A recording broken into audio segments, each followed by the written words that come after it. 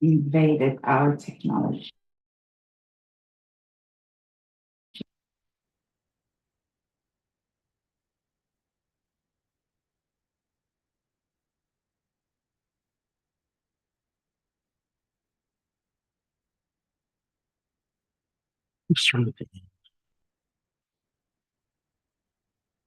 Okay. Okay. Ladies and gentlemen, hello, welcome to the board. Welcome to our staff members. Welcome to those of you watching from around the world. It is my absolute honor to introduce you to Dr. Seth J. Frantzman. Now, Seth is the senior Middle East correspondent and analysis at the Jerusalem Post, which is Israel's leading English-speaking news outlet. Seth has covered the war against ISIS, the current conflict in Ukraine, every war in the Gaza Strip. He has covered the Eastern European refugee crisis. He has been on the ground in Iraq, reporting from Iraq, Jordan, obviously Israel, Gaza, Egypt, and basically name a hotspot in the Middle East, you will find Dr. Frantzman over there. He's the author of 3 books, the latest being the October 7th War, which he is here to discuss with us in more detail today. He is a fellow at the Foundation of Defense of Democracies, and you will find his byline, Credible Defense and Conflict Journals internationally. Now that is Seth's formal bio, but I want to give you a little bit of a glimpse behind the scenes. I have it on very good authority that when Seth was hired, when he went for his interview at the Jerusalem Post, he sat down with the then editor-in-chief, and the editor-in-chief just pulled a topic from the hat. And he asked Seth to sit down there on the spot and write his analysis and his commentary. I don't know if you ever heard that story. Anyway, Seth sat down, he made short work of it, and the then editor-in-chief said it's probably one of the best pieces he's ever read, and he hired Seth on the spot. Now, I think that anecdote basically sums up Seth's brilliance to a T. If you read through his pieces and you listen to his reporting, Seth's brilliance shines through. His knowledge of this area and geopolitics in this area is second to none. But it's the way in which he presents that knowledge that brings it down to a place where you can interact with it. What does this mean to me? Why is this important to me? Seth's reporting is real. It's honest. It's desanitized. So Seth, without any further ado, please, ladies and gentlemen, Dr. Seth J. Frantzman. It's a very nice introduction. Thank you. Well, thank you. Thank you so much for having me. It's really humbling to be here, and it's an honor to be before you today to speak about this book and some of my own experiences, and then we'll do a Q&A. So if you feel like I haven't answered something that you're particularly interested in, you know, whether it's Hamas or Iran or Russia or whatever you'd like, Trump, it doesn't matter. I'm happy to answer those questions, and what we can take it on whatever tangent, but I'll give the talk that I'd like to give and some of the background. So I think I'll start a little bit at the end. On November 5th of 2024, I was invited by the Israel Defense Forces to go into Gaza on a kind of embed. The journalists are not able to just wander around Gaza. This isn't the Vietnam War or what have you, right? I mean, everything's very compartmentalized now. If you're a war correspondent or a journalist, especially in Israel, and especially a place like Gaza, it's dangerous. So the IDF invited me down there to go with 1 or 2 other journalists, and at the time, in November, they were fighting in northern Gaza. The IDF had been already fighting for about 13 months by that point. So, and I'd been in Gaza before, and I've been in other places, other war zones. And the first time I went into Gaza, we went in an armored personnel carrier, an APC. Israel makes has several types of APCs. They have old M113s, which you're maybe familiar with from the Vietnam War, which aren't very big and are pretty clunky, and it's bizarre that actually Israel still uses them. It's not supposed to be using them in combat anymore, but they are being used for other things. In fact, some of them have been roboticized, so they're actually unmanned now. Israel has another type of APC called a Nemer, which actually is based on the Merkava tank chassis. So if you look at a Merkava tank and you imagine you just rip the turret off and then chuck it somewhere, that's what it looks like.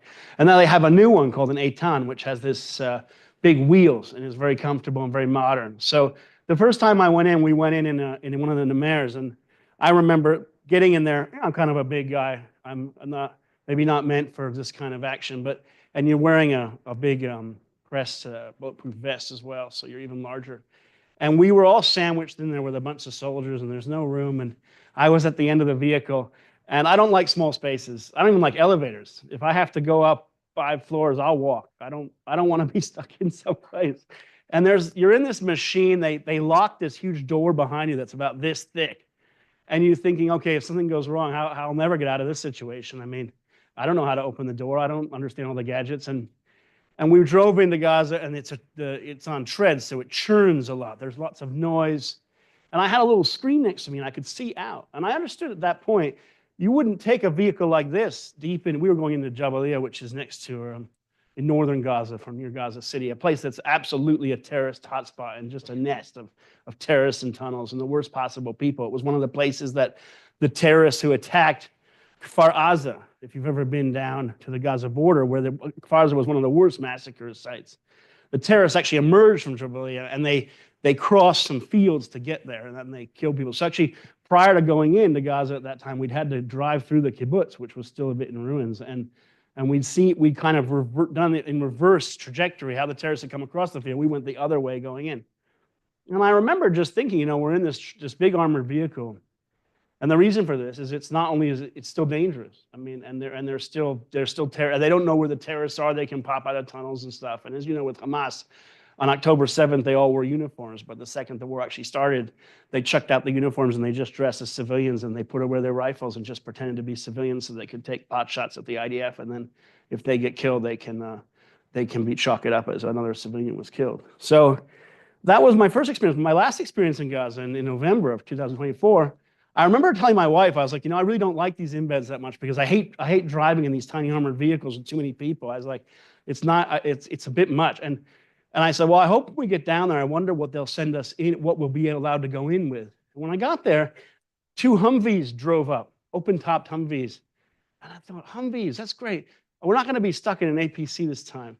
And we got in the Humvee, and the Humvee's it's a nice ride. It's comfortable in the back. And we're driving into northern Gaza from near Zikim, which is on the Mediterranean coastline. So we're actually driving along the water. And as you probably know with Gaza, it's actually a beautiful coastline. It's an area that should have been a paradise. I mean, it should have been built, and it should never have been taken over by Hamas. It should have been run like a normal country, and then you'd have a beach promenade and everything you'd expect in a coastal area. So unfortunately, it is not that, but we went in, and as we drove in, you could see a lot of ruined houses and destruction, and there were no people. There was just us in our Humvees. No, actually, there were no soldiers either. It was strange, very quiet. And this had been 13 months of war. And what we saw was not only the destruction of the war, but how much things had changed in the sense of this is an area we were going into that on October 7th, terrorists had come running out of to attack Israel and massacre people. Zikim, for instance, not far from where we drove in, there's a beach there. That's a very beautiful beach. And terrorists actually attacked the beach and massacred a bunch of people. There's a video of that massacre. It shows people hiding in a small restroom that you'd have at a beach, a changing room. And you see, in one video, you see the people alive, and they're crouching and hiding and crying, and they don't know what's happening. There's one soldier at the door, and then the next video, they're all dead. So you obviously know it didn't work out. And that's what had happened in Zikim. So these memories are with you when you're going in, and you feel that, in a sense, the tables have turned now. The IDF was really in control at that point of northern Gaza. This is an area that, under the recent ceasefire, the IDF has left now. And we went to an area in a house. The IDF had occupied the house, a multi-story house. And the second floor or third floor, the IDF had put blankets over all the windows, turned the lights down, and it had become a command center for the general and the major who were in charge of that operations. Israel's commanders tend to always like to lead from the front, so they were hanging out there, and on one screen they could see all the different units around them. As you could imagine, one of those old movies from, I don't know, World War II or whatever, where they're pushing the little units with a stick or something on a map. So now war is kind of the same, but it's all just digital. So you just see it all happening in real time but you have drones and all this different stuff. So it was interesting. And that was a sense that, we talk about, actually, I think there's a board back there that says victory. We talk about victory or total victory, or we've heard things like hell breaking loose in Gaza. Look, to some extent, I think that 13 months of war, there was a part of it was victory because controlling the land after a battle, that's part of victory. And certainly in the sense of hell breaking loose, a lot of Gaza has been devastated, for better or for worse. I mean, the terrorists brought this on Gaza, but unfortunately the civilians pay a lot of the price. In any war, civilians pay the price. I mean, whether it's Stalingrad or the Battle of Gettysburg or whatever you like, I mean, the civilians end up usually paying the price of what happens. And that's happened all across Gaza, but especially in the north, where some areas like just to give an example, in Jabalia, I think an IDF decided to go back there in October of 2024, so that's 12 months into the war. So it was the third time they'd gone into the same place. And I'd actually been there before in the early part of the war in the APC. And so I got to see it a few times. But it was the third time they'd gone into the same place. And the third time they went in, there were still 70,000 civilians estimated to be there. Now, when the war started, Jabalia is a built-up area. It's also a refugee camp from the 50s, so you can imagine it's a huge number of people crammed into a small area. But the crazy thing is that the people had not evacuated, despite all the requests of the IDF. Please leave, please leave, please leave, please leave. And there were still 70,000 people. The IDF had to wait for them to leave. It took weeks. And then when the IDF did go in, they estimated they found or eliminated, detained, or killed around several thousand terrorists, 2,000 or 3,000. So you can imagine 2,000 or 3,000 out of 70,000 people, 2,000 or 3,000 terrorists hiding among them, right? So that's what, 5% of the population, I guess, if you do the math like that. So out of a room like this, imagine, these 4 people are terrorists, everyone's a civilian. And then the terrorists dress like civilians, so it's kind of hard to find them. But what the terrorists did was they would stay around and hide out. And the IDF had kept finding these cells. And so when we were there, they'd finally gotten rid of most of them, but they're still there. And when the IDF finally left at the end of the war, or not the end of the ceasefire, the terrorists came back up. You've seen those videos of the hostages being released. The terrorists all popped up, the uniforms went back on, and all of a sudden it's as if nothing had happened. And that's how Hamas would like to end the war. Obviously, they'd like to say, okay, we'll just turn the clock back to October 6th. Nothing happened here. We'll keep this. And Israel is obviously saying, well, hopefully not. I mean, we don't know. At the time giving this talk, we don't know where it's going to go. You can ask me questions about that. I may not be able to answer them, but that's starting at the end. Let's go back to the beginning just briefly. I had come here. I was born in Maine in the 80s. Actually 80. And so I grew up in the United States. I did my college BA in Arizona, and then I moved here in 2004. 2004. 2004. That's 4 years after 9/11. Something like that, right? Anyway, after 9/11, I was in university, and I really decided I would shift to studying more Middle East studies because I felt that that's kind of where the world was going to be focused, and I wanted to go work for the State Department at the time. I took the civil service exam, and I passed, and then I didn't end up going work for them. But I decided I'd do my master's here in Israel because I felt that Jerusalem is the center of not only the Middle East, center of the world in some ways, and it sits on a fault line between East and West. And if you study here, you're in 1 foot in the West in a sense because it's Israel, and you can go over here and you're 1 foot in Jordan, and you're over here, you're in Iraq. I mean, it's very easy to move around the Middle East if you're centered here, I think. So I did my master's here, and then that was at the end of the Intifada, the second Intifada, which had been an absolutely brutal time. October 7th brings us back to that because In the second Intifada, there used to be bus bombings in Jerusalem very often, and some bus lines were bombed twice. And hundreds of people had died. As you probably recall, it was, I think, 1,000. There were a lot of civilians killed and wounded. But it took place over years, 2 or 3 years, right? Remember, it started, I think, in 2000, and then 2001, 2002 came along, and there was Operation Defensive Shield when the IDF went into the cities in the West Bank. I don't know what's happening now, by the way, in the northern West Bank. This is the first time that the IDF has gone back in the cities with tanks and used airstrikes since the Second Intifada. So we've gone back, in a way, 25 years or 22 years, unfortunately. And the level of killing was bad, but it was drip of killing. October 7th was all of that on one day. All of it on one day. So you can imagine how bad it is in terms of the death. The death toll, I think, is hard to comprehend. It's more than 1,000 people killed, 250 taken hostage. I mean, it's just impossible to comprehend what it was. But I had been here during the end of the Second Intifada, and one of my early memories here was, as a college student, there was a disengagement when Israel decided to leave Gaza. And I had a few friends, and they were protesters. They wanted to protest against disengagement. They supported the Jewish communities there. And they decided to drive down there that night, the night before disengagement. Now, the IDF had cordoned off an area around Gaza, so it was hard to get down, but we decided we'd get down anyway.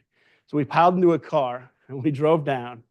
I wasn't an activist, but they were. So I figured I could get us around the checkpoints by driving on back roads, and we did. We managed to get to the border of Gaza, to Kisafim, which is one of the areas, by the way, that was attacked on October 7th. So it all comes back. All this comes full circle each time, for some reason. So Kisafim at the time was one of the areas the IDF went in they went in the morning to start taking people out. So I have a picture in a little scrapbook back home. In those days, remember when you took pictures and you had to like print them out, as opposed to they're just all on your phone. And if you lose this, they're in a cloud somewhere. So, so I have a little scrapbook of pictures that I printed out from. It says Gaza. I guess it was 2005. It says on it. And so we had this picture of the IDF, the first guys, the first wave going in to bring people out. I mean, and we were even once we got there, we were sequestered with a few other civilians that had made it there to protest. There wasn't much to protest because it was just a few of us, and we got bored and we were tired. We'd been up all night, so we got back in the car and left. But it was interesting to have been there the day of disengagement, and I was also in Gaza prior to disengagement. I spent time in a place called Netzer Chazani, which was one of the Jewish communities there. So I had seen Gaza before, and then I saw it after. I saw the border change. You know, in those days, before Iron Dome, I was there in 2009, and I remember we used to hide in these concrete shelters, and there'd be a siren, and there was no Iron Dome, so you would just wait and kind of hope that a rocket didn't land kind of right where you were, because the shelters were kind of weird design. They were construction equipment because they hadn't standardized them yet. They would just drop one of these giant construction culverts, and they'd put 2 walls at the end. But there's a space between the culvert, and the end. And if a rocket falls in that space, it's over, I think. I mean, so you're kind of huddling in there thinking, well, and I remember one night we went out to sing because we were trying to bring a bit of support to the community of Sderot. I mean, in those days, it was just absolutely under bombardment. It was super depressing. Lots of people had left. And we went out to sing at night, some Jewish songs and stuff.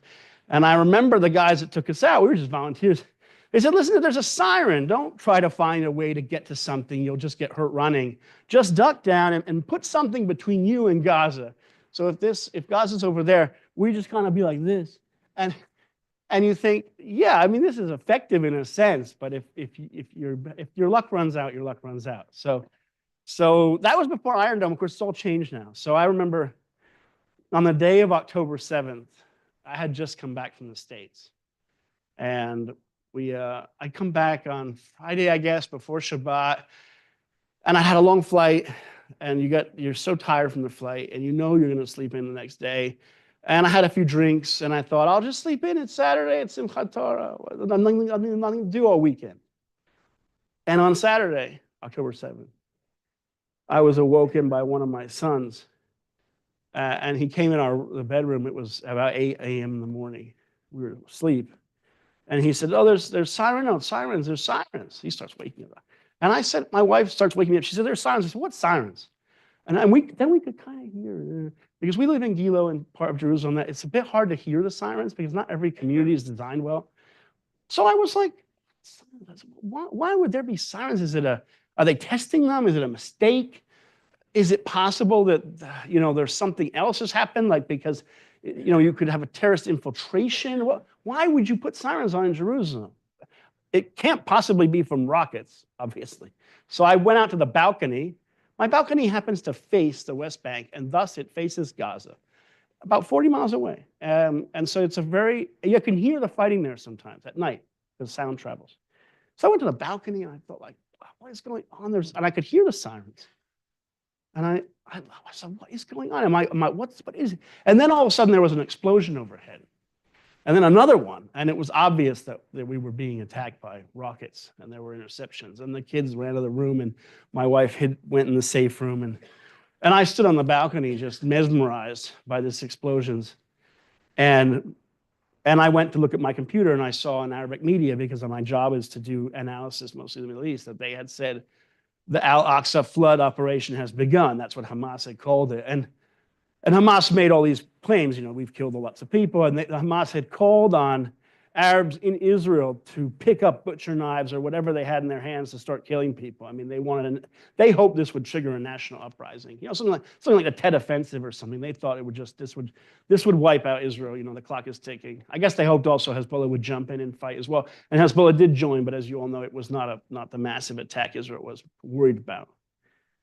So I had a friend of mine, all these stories are in the book. I had a friend of mine named Dr. Eric Mandel who comes to Israel, and he was staying down in the south in the Negev somewhere, and I called him. He said, let's go to Sderot. I said, great, I'm ready to go. I'll meet you there. So I got in my car. He was driving from Yeroham or something. And even at that time, this must have been about just after noon or so by that point, people in my neighborhood, I could see them coming to the cars, the younger men and women. They were all getting called up, one by one. And that's how you I must have known it was serious. I mean, this is like the Yom Kippur War, what I've read about, people getting there.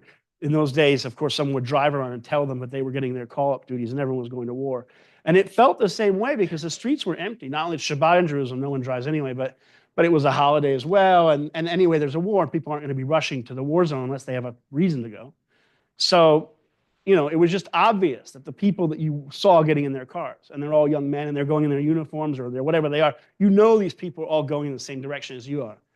So I drove down, and when we got on the way to Gaza, you pass a few military bases on the way. They don't advertise themselves as military base, but there's a little entrance, and wherever there was a little base, the road, the cars lined up at the front of the gate went on for miles. Because the bases don't have a huge parking lot. So everyone had brought their civilian cars. And usually when the IDF calls people up, they don't call up everyone to the same bases. It's just a rotating number of people. So it was massive. It was like massive. I was like, this whole country is on the move. I mean, and I got down to near Sderot, and there was a police checkpoint. And it was eerily quiet. There was no warplanes. So I remember the last wars I'd followed, there'd always been warplanes and helicopters. And on the radio, we could hear where the interceptions were. And every once in a while, we'd see them because, as we know now, Hamas fired something like 4,000 rockets at Israel the first day. I mean, it's absolutely a huge number.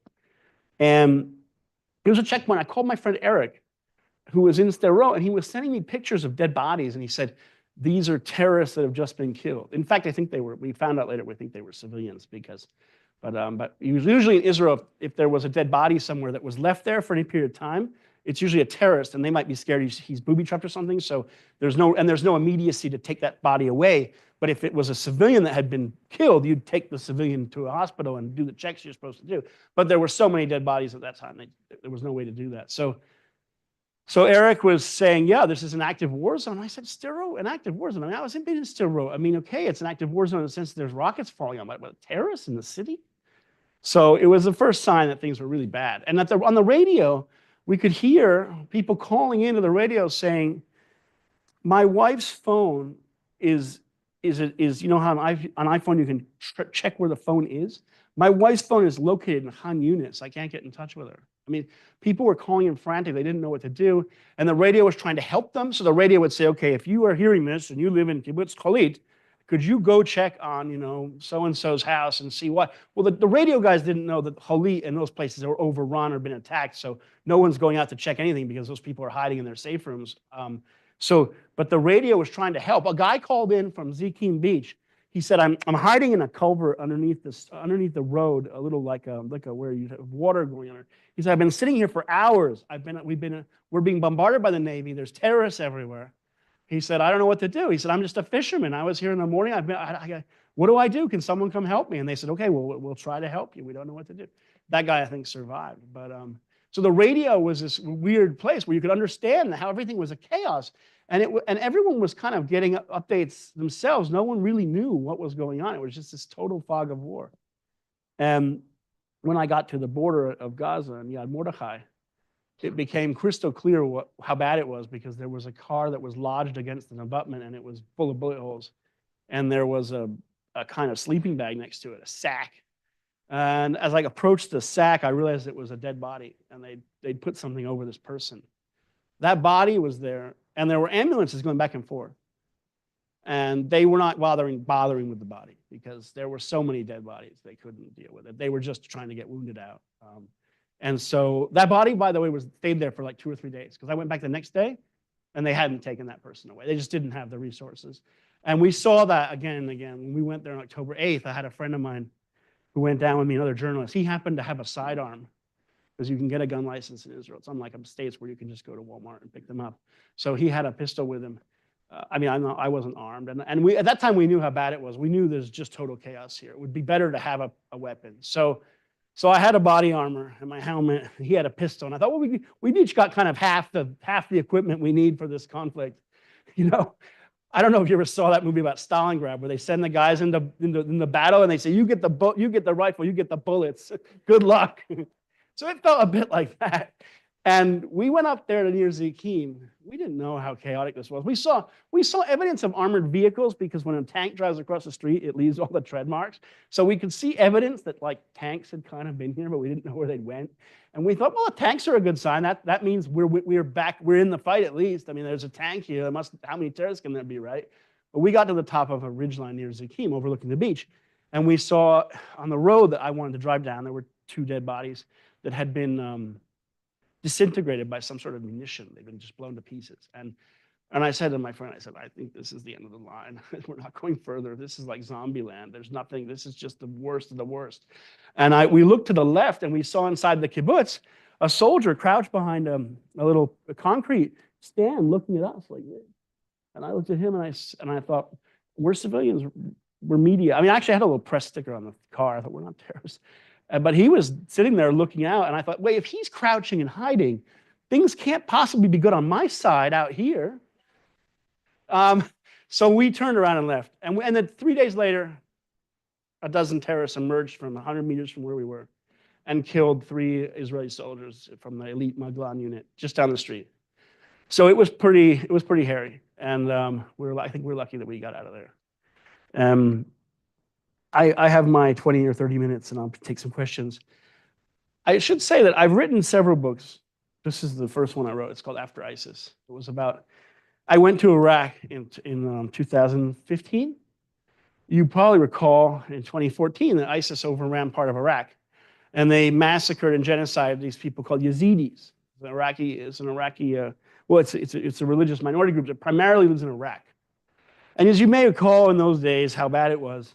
There was video back then of them being taken sex slaves, and they were kidnapped, and the ISIS massacred and genocided these people. Just absolutely the worst, brutal stuff, like pictures from the Holocaust, like the Einsatz group, and just massacring people.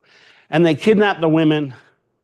They held them as sex slaves. And I went to Iraq to cover it, because I felt that I had a responsibility to cover it, because I felt it's a genocide, especially as a Jewish person. And I felt that it just, I wanted to be there. I felt that if I was there in 1941, I would have signed up to go, and I've been, you have a duty to go. And I'm a journalist, I'm not a soldier, so I went to cover it. I felt that the world should know what's happening.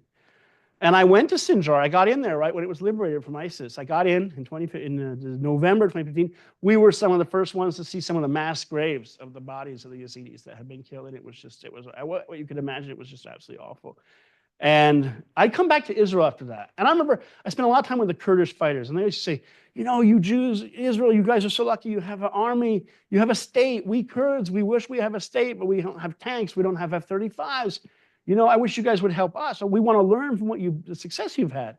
And I always thought, yeah, you know, it is a privilege to go back to Israel. Israel, of course, faces all these threats and terrorists, but we have F-35s. There's tanks. I mean, it's a huge army. I mean, this country is quite secure, right? It's very, what could possibly happen here? Yeah, there's terrorism. Terrorists come, they blow up a bus, or you have a lone wolf terrorist attack. That's bad luck.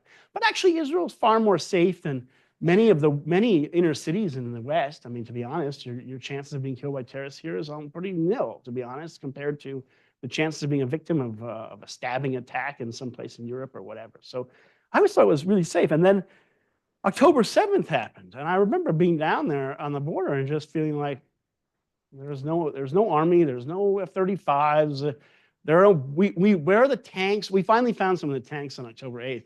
It was a reserve unit that had showed up. They'd driven all night. This crazy story. The reservists had come to the tank unit that's in central Israel, and the guys had got there, and the tanks were supposed to be ready to go because it's a unit it's a quick reaction force. And the guys got there, and the commander said, you know what? You're going to get on a bus, you're going to go to Gaza. We don't know, we're not going to use the tanks. Just go. We can't drive them because tanks are not supposed to drive on roads. They're supposed to be put on a truck, and then you take them somewhere. So the guys are sitting there saying, yeah, but we're trained to fight in tanks. I'm not an infantryman. Finally, the commander said, you know what? This is late in the day. This is late on October 7th. This is how slow things happened here. The commander said, you know what? Okay, get in the tanks. You'll drive on the side of Kavish 6, Route 6. And we'll have a civilian car will drive in front and tell you which back roads to use. I mean, it's kind of crazy, right? You have tanks. Why don't you just drive straight through the field? They literally drove down Route 6. They got to a gas station at some point. They weren't getting gas for the tanks. I think the guys had to go take a pee. I don't know why they stopped. But he told me that they stopped at some point. It was nighttime now. It was like midnight. And he said there was a bus that had just come out, and they were people that had been evacuated from Gaza. And he said, that's how we knew how bad it was, besides the fact that they'd seen some of the videos on Telegram. We knew how bad it was. We saw the civilians. They said they came out the bus and they just had this 1,000-yard stare like they'd just been through hell. And he said, we understood now. We had to keep going. And they drove the tanks. They got to Sderot. The tanks split up. There were only like 6 of them. They split up. A few of them went around to Zikim, where my friend and I ran into them the next day. And a few of them went and fought in Kfar Aza and then some of the other areas, because there were so few tanks on the border that they needed these guys. And we ran into them the next day, and I ran into a friend of mine who was actually happened to be driving one of them. And he said to me, this is our Yom Kippur War. That's what this is. And he was right. He led the first tank that went into Gaza because Israel took 20 days to go into Gaza. They had to train the whole army they'd called up, 300,000 people. They had to retrain them to urban combat because the soldiers had not been refreshed their memory, because that's how bad the plans were. There were no plans to go into Gaza. No one thought Israel would ever have to go back. The commanders had never imagined this would happen. But in the end of the day, you know, that's what I felt there was, I had gone to cover the genocide against the Yazidis, but it had prepared me then to cover the genocide here on October 7th. And we felt here as vulnerable as this poor Kurds and Yazidis and people felt there from an ISIS-like monster in Gaza, which it is. And now, of course, the state has sort of recovered, but I think the takeaway for me on October 7th was the degree to which, you know, everyone in this country was willing to do their duty. That maybe the general staff or the politicians or all the people in charge maybe didn't know what to do, or they failed here and there. It's fine, however you want to describe it. But the average person all just did what they were supposed to do. I went to a hospital the next day in Ashkelon, and we got to the entrance to the hospital. You guys see that. You guys deliver food, so you know what it means to deliver food. The hospital had 30 tables set up, and you know how a hospital, they have like where you drive in quickly to put people in the ER, right? So next to it, the whole way to get in was filled with tables. Well, the analysts could still come in, but filled with tables, and there were people bringing food that were volunteers there, just bringing food. And we went inside. I thought this is going to be like, you know, just bodies everywhere, and it would be a chaos. There was no chaos. We went inside. We met one of the head nurses or whatever. They gave us an interview. We asked them, I said, well, are you overrun? They said, no, we're fine here. We've been ready for this. We've triaged the patients we had to. We sent them to other hospitals. We've handled hundreds of people, wounded people. We've had a few that passed overnight, but mostly we've saved all the lives we could. And we're fine. We're fine. We're okay. And it's crazy to think about it because, I mean, it's a mass casualty event. More than 1,000 dead, thousands of people wounded. And yet the medical services here were fine. Everything worked fine. So even though there was a breakdown at the top, this society here is just incredibly resilient. And you see that. So I think I'll end the talk there because it's more than 30 minutes, and then take questions or whatever you like.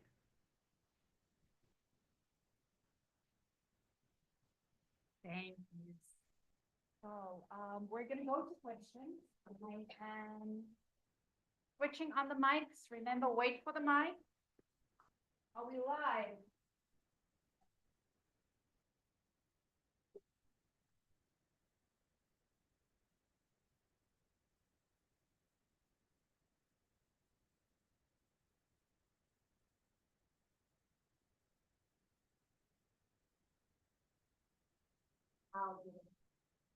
You hear about idea failure, you hear about mass chaos, political elements, right? Could you please give insight of your opinion on what you've seen of how this happened, how could this be such a mass scale invasion of the city? Yeah, sure. Thank you. And I should say, just as a point of how the book is written, it's in 3 parts, and this will help to answer your question in a second. So I wanted to write a book about October 7th, and some people said, well, how can you write the book? It just happened, because I started writing it a month after it happened, because I was visiting every IDF unit on the border. I thought, I have crazy access here. I mean, I've literally, throughout the war, I interviewed more than half the units in the field. I mean, and I thought this has to go onto paper. And I'd covered the IDF since 2005. I mean, I've been there. I just thought I have a lot of knowledge about this. I should write about this. So the book is organized into 3 parts. It's the lead up to the day itself. Then it's the day itself, the first hour, the first day, and the first week or so. That's the second part of the book. And the third part is how Israel fought the war for the first 9 months or so. So the first part of the book is this drumbeat, how we got here. And I wrote the book that I wanted to read, because if I wanted to read about Pearl Harbor or 9/11 or the Tet Offensive or whatever you'd like, the Battle of Adrianople, I don't know, I would want to read a book like that. I want to read a bit about how they got here, how it happened, and then I'd want to read about the thing itself, and then what was the aftermath. So I was thinking about the lead up to 9/11 or Pearl Harbor. You have all this information that comes trickling in, right? That before Pearl Harbor, the Japanese Navy disappeared suddenly from the coast of Japan. People were like, well, where did it go? Because it takes a bit of time to steam out there. Before 9/11, that infamously there were CIA guys or whatever in Afghanistan. They knew where bin Laden was, kind of. They even had a Predator drone flying around, but it wasn't armed. And they couldn't use it to kill him. So, they had all this information trickling in, and people didn't know what to do with all of it, unfortunately. And sometimes there was good luck, like at Pearl Harbor, none of the US carriers were there, and it ended up being a war which carriers were very necessary. So it actually, even though it was tragic, the loss of 1 or 2 battleships in the end of the day didn't matter that much in the Pacific. But so I was trying to understand that. I had been on the border of Gaza before the war so many times, and I'd even taken interns from the Jerusalem Post to the border, and we'd been in the Zikim Beach. I'd taken them to an area called the Black Arrow site, which is next to Kibbutz Mefalsim, next to Gaza. These are areas you can see the border. You can see Gaza, and you can see people working the fields across the way.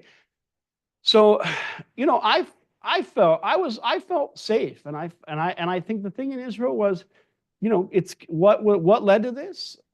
On the Israeli side, it was complacency and arrogance. Israel felt, the general staff, the security establishment, they all felt, if you'd ask them, well, what about Hamas? They'd say, Hamas is nothing. It's a joke. It doesn't matter. It's weak. It's deterred. Whatever the answer is. It was total groupthink. By the way, if you read about the Yom Kippur War, it's not like that. There were people that believed in the concept that, like, no, the enemy's not going to attack us. They will eventually, but not tomorrow, whatever. But there were people before Yom Kippur War saying, no, they're going to attack. They're going to attack. What should we do? And by the way, before the Yom Kippur War, Israel began to call up reservists bit by bit. They weren't asleep at the wheel the way it was on October 7th. In fact, Golda Meir was asked by her defense minister, Moshe Dan, just 6 hours before Yom Kippur War started. Madam Prime Minister, that there's kids in the Golan and the communities. And what if the war, I know we think the war is not going to happen, but what do you think we should do in case maybe it's going to happen? And Golda said, no, get all the kids out now. And they said, and I think Moshe Dan said, well, yeah, but it might cause a panic. Golda said, I don't care, get the kids out. They evacuated the children hours before the war started. That saved lives. If they'd done that on the border of Gaza hours before, because when the intelligence warnings began to trickle in, overnight, October 6th to October 7th, as the hours counted down to the disaster, the information was trickling in. But no one made that decision. Evacuate the communities. Call up, Israel's communities in the Gaza border, they all have what's called the Konanut. They have a security teams of civilians, but people that are all usually former soldiers and former special forces. So these communities, by the way, they'd done all sorts of weird things in the border before October 7th. They'd taken away some of the rifles from some of the communities, not all the rifles, but they'd reduced the number of weapons that were in civilian hands. And they'd asked, the people had to secure them in like a lockbox somewhere. So they didn't have the M16s at home. They were in some armory. Well, if you've been to the kibbutzim, you got to run from your house to the armory. The Hamas guys targeted the armory first. I mean, Hamas was very smart. So the thing is, but on the communities that were ready, they were really ready. And like Kibbutz Magen, which I tell a little bit of story in the book. In Kibbutz Magen, not only did the security team acquire extra rifles because the guy in charge of it said, I need more weapons because there's a school nearby. What if I have to defend the school? Give me more weapons. And he stockpiled extra ammunition. And he just said, I know this is going to happen one day. They're going to break through. And he trained the guys again and again and again. And one of the guys in the team went out to have a cigarette at 6:20 in the morning, right before the attack happened. And he happened to be having a cigarette that morning. He wasn't allowed to smoke at home because his wife didn't want him to. So he was looking over to Gaza, and he started seeing the people coming through, and he said, my God. And he sounded the alarm. Everyone went to their positions. They waited for Hamas to come. About 30 Hamas members came up the road from behind the kibbutz.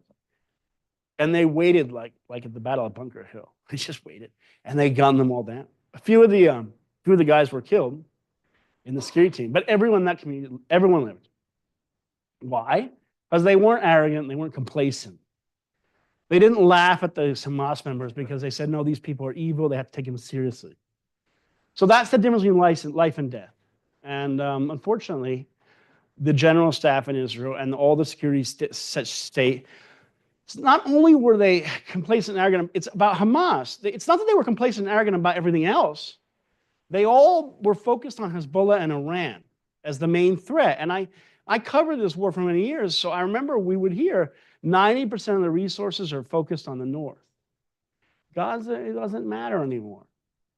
And unfortunately, it did matter, and Hamas taught us that it mattered. And everyone learned the hard way that you can't just let these things fester. It's like this cartels in Mexico or whatever. I mean, I remember going to Mexico when I was younger, in the 90s, late 90s, when the PRI ran the country, and then the early 2000s before the war with the cartels. And there wasn't, Mexico was a bit dangerous, a little bit, but it wasn't the cartel violence that now in Mexico's been a war zone over the last decades, right? It's like the number of people massacred by these cartels is huge. So these things can fester for a while and then explode, right? And I think that's what happened. In the end of the day, the other side of the coin is the enemy gets a vote also. And Hamas planned this for a long, long time. They sat and they planned and they sat and they planned. And they have nothing else to do in Gaza. Unfortunately, that's the reality of it, right? These guys sat there in places like Khan Yunis. Most of these guys are born in Khan Yunis, they die in Khan Yunis. They never leave where they're. Yahya Sinwar and all his people, they're basically a mafia gang of murderers. And he got his name as the butcher of Khan Yunis like in the late 80s because he was murdering Palestinians he claimed were collaborators. He used to kill them with his own hands. He's a monster. He was allowed out of prison, and he sat there and planned this for years, and he had nothing else to do with his life. I mean, in the sense, Hamas took over Gaza, the international community appeased them, UN and others seemed to work with them, and Hamas just sat there and said, okay, great, we'll just we'll plan this. And they tested Israel with rockets and other things, and they saw how the Israelis responded. They saw this billion-dollar fence Israel built, but we all know fences don't usually work very well in warfare. Did the Great Wall of China work? Did Hadrian's Wall work? Did the Maginot Line work? Fences don't usually work. They only work in a way they can slow enemies down. But this crazy billion-dollar fence that had remote-controlled guns on it that could, I think that can shoot a bit by bit, but you can't take out 100 guys with it. It's too slow. And Hamas neutralized them with like drones and simple things. So unfortunately, that's what happened. I think the tragedy for Israel is, unlike the 73 war, this wave of attack broke on civilians who bore the brunt of the massacre. And also things like, for instance, the IDF had a lot of women soldiers on the border. You know, it's great to have women soldiers. It's good to have, you know, diversity and things like that in the army, but you should arm them. The women soldiers on the border, none of them were armed. I mean, they were observers. Their job was, that was their tafkid. So I understand, it's like you don't arm nurses in a hospital, but the point is, the soldiers' job was to be watching cameras and stuff in Gaza. They weren't trained fighters. So you have a base like Nahal Oz, they had 162 soldiers in the base, of which more than half were unarmed or non-combat soldiers. So they had no chance. And you know, there were only 700 or so soldiers on the border on October 7th, and they were facing 30,000 Hamas members. Now, that's not how many crossed the border, but Hamas had 30,000 fighters against 700 soldiers. They sent 3,000 or 4,000 people across the border. The IDF soldiers never had a chance. I mean, that's just the reality of it. And any commander who looked at that should have thought, I don't have enough resources here. But, you know, it's like the Tet Offensive. The American Army in Vietnam could have had the ability to probably defeat the Viet Cong if they'd had the right people in the right place. They didn't, and it took months to defeat them. So.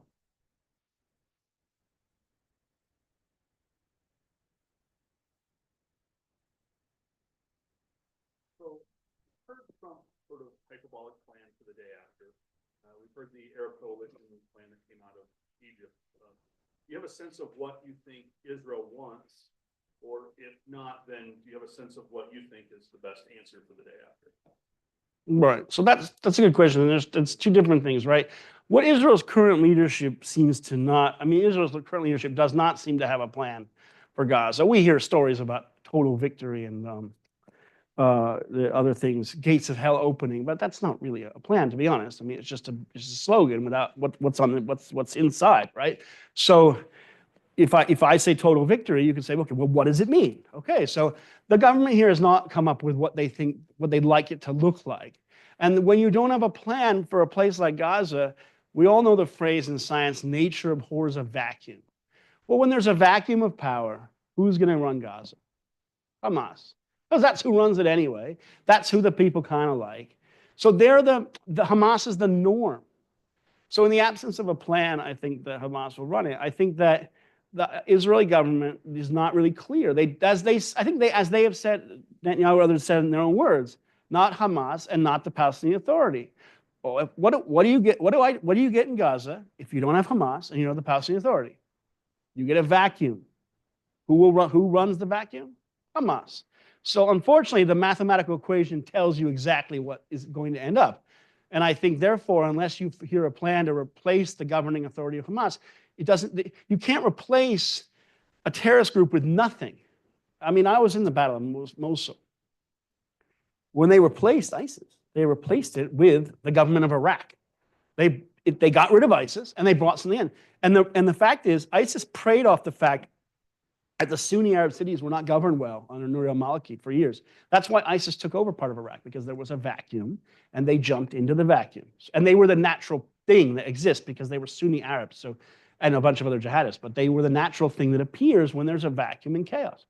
So unfortunately, that's kind of where things sit in Gaza. I think the Egyptian plan, it's interesting. It's the opposite of the Israeli plan, because the Israeli plan seems to primarily be a slogan with not a lot of clarity. The Egyptian plan is like 100 pages of stuff without anything at the top, really. So it's like, yeah, okay, you're going to have a bureaucracy that kind of controls this, but we're not going to have Hamas, but we're not really sure. It's like, yeah, okay, but again, you've got a lot of stuff here, but what's the thing that's gonna gel it together? So unfortunately, you've got a lot of different things out there and not a lot of clarity in terms of how it will happen. If you ask me what I think should happen, I think it's very clear because I was in the battle against ISIS and I understand how that worked. When they fought ISIS, well, I should say, because the U.S. coalition ran it and it was 70 countries. So when we fought ISIS, what we did was very smartly, I think. In Mosul, by the way, is the same size as Gaza. It's like 2 million people, and it's about the same size. So they evacuated all the people, and the people were coming. It took a long time. It's a city of like 2 million people and its environs. They took a long time to get them all out. Finally, most of the people left. The battle, by the way, in Mosul started in October of 2016, and it went until June, July of 2017. Okay, so it started in October, just like when October 7th happened. So I would say the Battle of Gaza could have been over by July of the next year if Israel had kind of done what the Iraqis did. But what Israel did was it did evacuate civilians, but where did it evacuate them to? It evacuated them to a place that was run by Hamas. Well, if you want to get rid of the organization, you can't let them run all the civilians because they live off of that. They prey off of it. So the way to win in Gaza is to clear an area of Gaza. You could clear that area of Mawasi. By the way, you know why it's an open land there in Mawasi, and they can move civilians there. It used to be Gush Katif. It used to be Jewish communities. That's why there's nothing there now. So anyway, you could go in with IDF, cordon it off, and let the civilians come behind your lines. The IDF doesn't want to deal with civilians and run their lives. I get it. Their armies aren't good at running civilians' life, so you'd have to have some sort of Arab coalition thing running it, kind of, but the IDF running the fence around it, but then let someone else deal with them. Fine. You get the civilians out. Then you go in and go street by street. Like I was in Iraq, we went street by street and killed every single member of the people, the enemy, that we could find. When it was over, they were gone. There was nothing left of the ISIS, nothing. And that worked. It worked great. Mosul is a thriving city today. Iraq is a messed up country, and it's not great. Iraq in general has problems.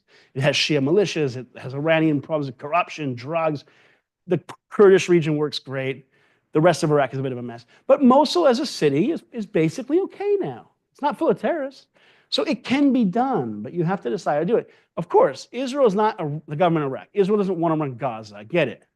So someone has to run it. And if Israel doesn't want the PA to run it, then some other organization should run it. But this is the problem. You have to have something there. Again, it's the same thing with cartels in Sinaloa. If you're not willing to go in and run it, then they will run it. And that's the same. It doesn't matter where you are in the world. It's always the same story. And this is the problem in Gaza. And that's where we are. So I have a way I think it should be done. I don't think Israel has exactly spelled out a strategy. Maybe it's a secret one, like Nixon had a secret plan to end Vietnam. So I don't know. There could be a secret strategy.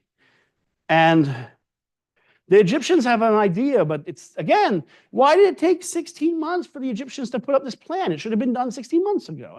The Arab states should have stepped up early and said, okay, this is a disaster. We shouldn't have let Qatar fund Hamas. Let's do the other thing. Why is there so much irresponsibility by the international community to deal with this? Again, it's also their fault. So.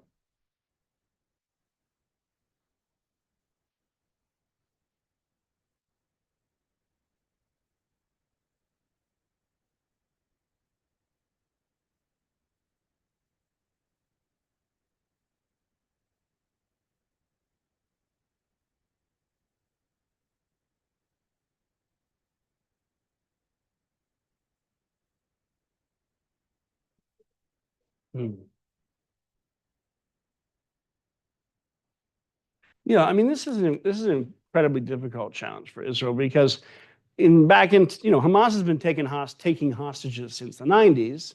And Israel, by the way, in the old days, I don't know if maybe you probably know this, in the early years of Israel from 48 to the 80s, Israel never allowed hostages to be taken.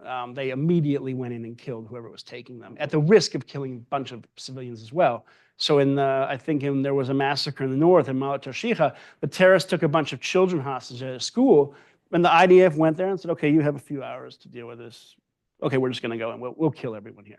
And a bunch of hostages died, but they felt it was always worth it to send a message to the enemy, you're not taking these, you're not going to do this. We'll kill all of you. And that's how Israel dealt with hostages. That's what happened in Entebbe, right? In Entebbe, they didn't say, well, there's hostages there. Let's just leave them in Uganda. No. They said, okay, you guys prepare a plan. We're going to fly to Uganda. And that's just crazy. They could have all been killed. Not only the hostages, but also the planes. They could have been massacred.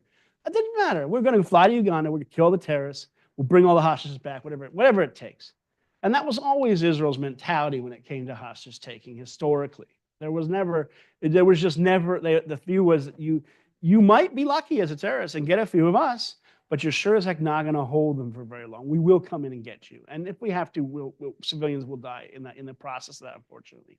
But Israel changed eventually. And Israel in the 80s and 90s chose negotiations, especially because in some cases, Israel had POWs, by the way, held abroad. So I shouldn't say, we talk about hostages. There were cases, of course, where Israel had POWs come home after the war. So there were cases. What happened with Israel was, you had soldiers that got caught by Hezbollah in Lebanon in the 80s. And then you say, well, it's a hostage in a sense because there's a terrorist group holding them. The terrorist group views them as a prisoner of war or whatever. So at that point, Israel began to talk to terrorists like Hezbollah, and they would do deals.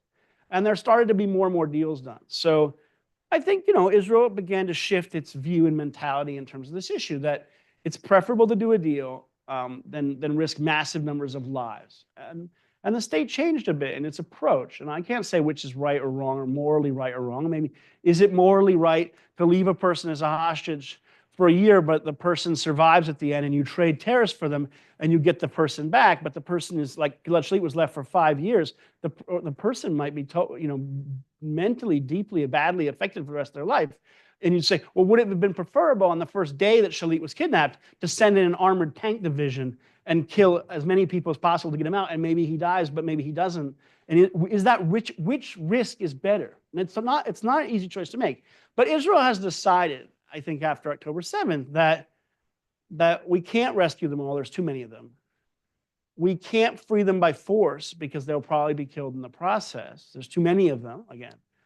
And that's why, by the way, Israel, I guess why the IDF refused to go in or didn't go into the central camps of Gaza. During the war in Gaza, as I wrote in the book, the IDF went into northern Gaza, it went into Khan Yunis, it went into Rafah, it went into Netzarim.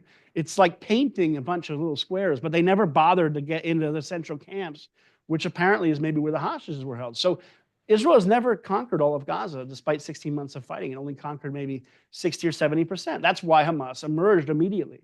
And I think the decision was, Israel felt they just can't go in, it can't risk their lives. And I'm sure the leadership felt, if they ended up going in and a lot of these people were killed, because I don't think the leadership was afraid of the issue of civilian casualties and killing Hamas members. I don't think that's not what held them back. It was, I think, primarily the issue of hostages. They would feel then that that blood was on their hands. So, but unfortunately, again, we know that the hostages were dying bit by bit throughout the year, right? Hirsch Goldberg and all these hostages were killed. So, and people would say, yeah, but they could have been saved if there was a deal a year ago. Well, yeah, that's true also. But they also could have been maybe saved in the military operation because they were in a tunnel in northern Gaza, and one of the guys, actually an Arab hostage, was able to get out and was saved from nearby. So maybe they could have been saved by more bold, maybe reckless, but more bold Entebbe-like raids. So the hostage thing has made it impossible for Israel to fight this war. It's incredibly difficult and very hard to end this thing. And unless you had an approach like I think Israel's early leadership would have said, is that's fine. We'll go into Gaza. We'll take it over. We'll find every hostage dead or alive. Because I think they had a very different mentality in the 60s. They would not have let this happen.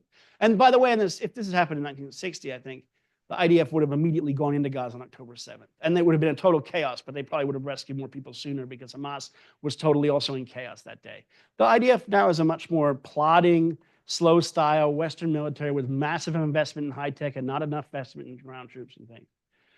Now, in other conflicts, you have hostages. In Nigeria, Boko Haram takes hostages. ISIS kidnapped Yazidis. Did the Iraqi army fight the war against ISIS as if the Yazidi kidnapped people mattered? No, they didn't. That was never an issue for them. I don't remember in that Battle of Mosul anyone wondering if we'd find Yazidis. I mean, no one seemed to think that was a priority to deal with that. So in most other wars, the issue of the hostages is not a big priority. And I should note that, ISIS held American hostages. Not only did they behead a few of them, like Mr. Foley and Sotloff, but Kayla Mueller was held by Abu Bakr al-Baghdadi. Kayla Mueller was probably maybe killed in a U.S. airstrike. It's not clear. But I don't think anyone thought about that. I mean, I don't think it was it's not a main priority. Finding Austin Tice was not a main priority. Finding John Cantley, who's also disappeared in the ISIS wars, is also not a priority. So I think a lot of countries just don't view that as a main priority in a time of major conflict. And they understand that unfortunately, you just can't rescue everyone. But Israel's a very small country. Everyone here knows each other. It's a very homogenous society in a way, although yeah, it's actually the opposite of homogenous in a way. But in terms of the nature of how Israelis feel about themselves, there's such a solidarity here. The idea of having hostages killed in a failed rescue mission or killed by the enemy because the IDF got too close traumatizes people here. So for a country like Israel, it's very difficult to fight this kind of war. I think for a lot of countries, they're just very different than Israel. And that's why I don't think that Nigeria fights Boko Haram the same way. And I don't think the hostage issue has the same hold over Nigeria. And that's for many different reasons. But I think many countries, look, most countries don't have 250 people missing. But some countries do. In Ukraine, the Russians have kidnapped children. I understand that they've taken children from orphanages and stuff. So lots of conflicts have kidnapping of people. The Chechens used to kidnap Russians. I mean, so lots of bad groups do horrible things. I think a lot of countries don't face the exact same thing Israel does, and they don't. It's not an insult to them to say that they just don't have the exact same type of solidarity that you have in Israel, and that's nothing against them. If you're a big country like America of 300 million people, Kayla Mueller doesn't really matter as much, to be honest, to most Americans. I don't think. Unfortunately, I say that as an American. I don't think most Americans got up at night worrying what's happened to Kayla Mueller. People in Israel get up every night worried what's happened to this girl, the idea of women's soldiers. Their pictures were everywhere. I live in America. I never saw a picture of Kayla Mueller anywhere in America, or Sotloff, or Foley. So, and that's not because America's a bad place. Lots of people care about that. It's too big a place, I think. And that's why I think it's hard to kill on a big scale. And Israel's just this very tiny little place that everything is very connected.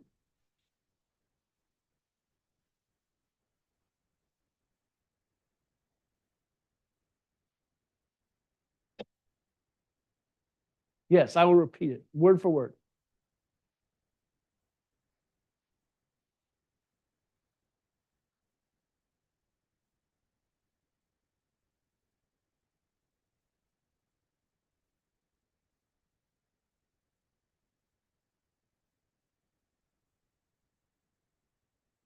The question is about Israel's Syria policy and whether or not how the relations with the Druze will work out, and whether Turkey, how its role will end up there. So that's very important. I think Syria is a fascinating country going through quick transitions now. Israel's leaders have talked a lot about minorities there. We've heard statements about helping the Kurds and the Druze. And the Druze are, a group of people that generally in Israel are, they're part of Israeli society and people like them. And I think they're seen as a potential, friend there, ally. And the Kurds are certainly very pro-Israel, generally tend to be quite pro-Jewish or pro-Israel in the region. So I would generally say, Israel is not in the game today like the 60s of sending people to all sorts of weird, complicated missions. So I think the ability of Israel to project power into the Druze area in Syria would be very difficult. And I think, we forget, you'd have to cross 20 miles of open country full of Sunni Syrians, Arabs who, probably don't really want Israel driving across their area to get to the Druze mountain. So I think the chances of something real happening there is pretty slim. I think Israel's messaging can have an effect if the Syrian government understands Israel's watching.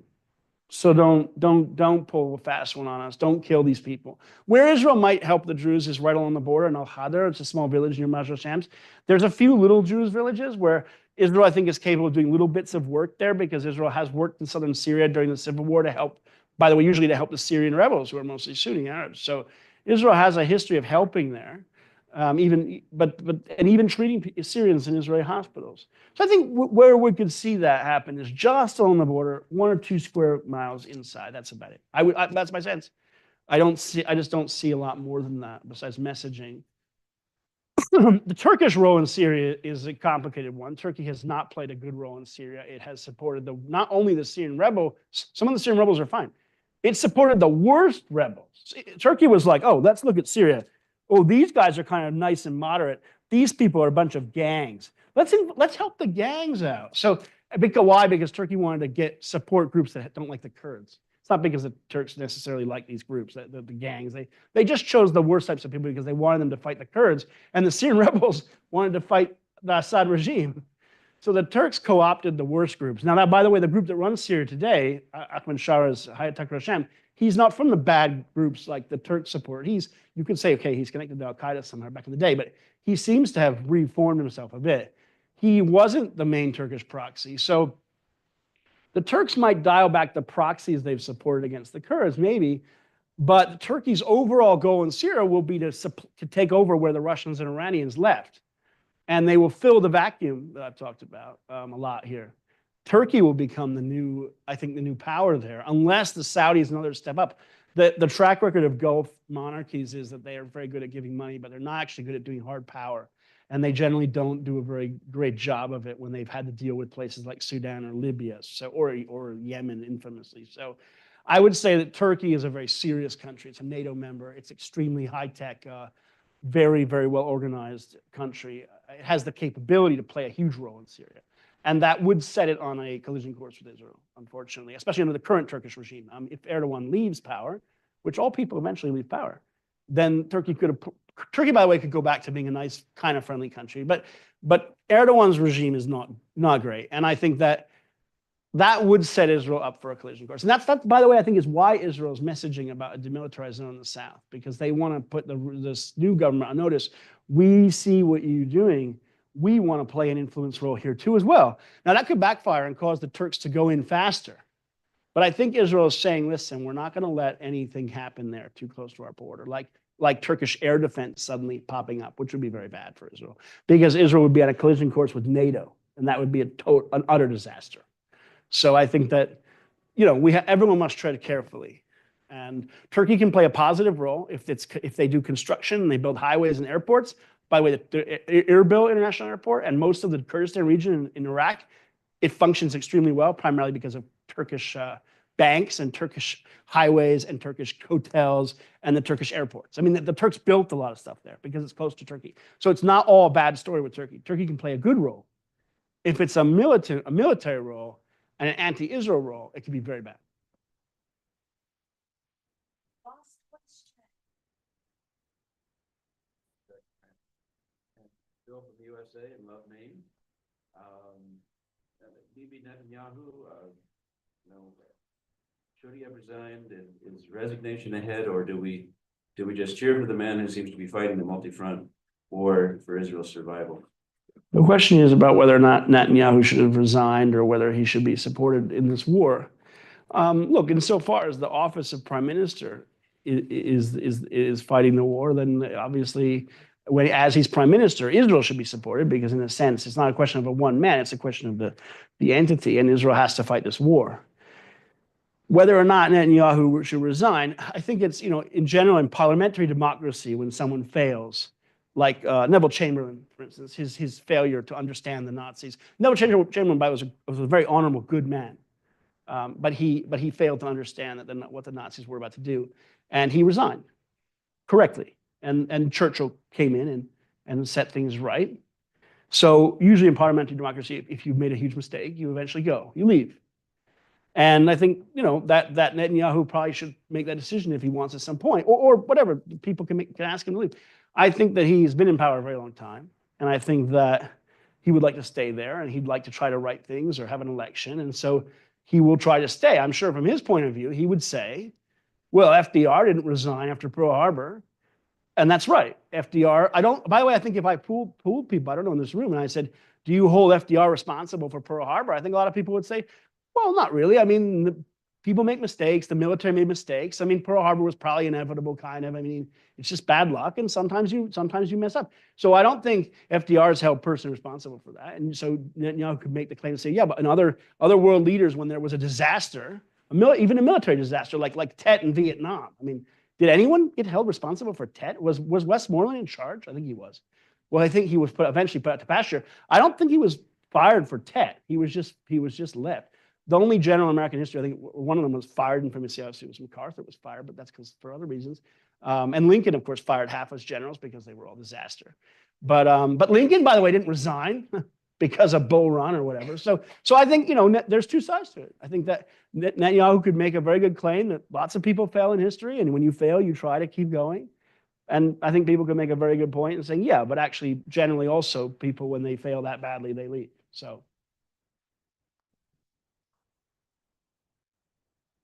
Seth, my goodness, there are so many more questions in this room. I know I have a bunch of others myself, but we want to thank you. Thank you for taking the time to come and share with us. It's been an absolute honor.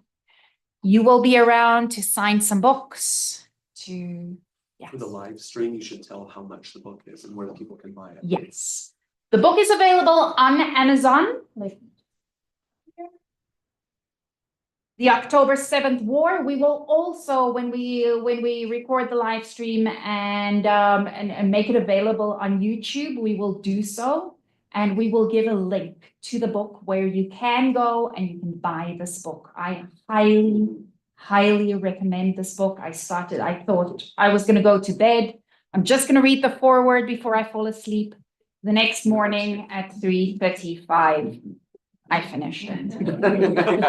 Same here. Seth, thank you very, very much.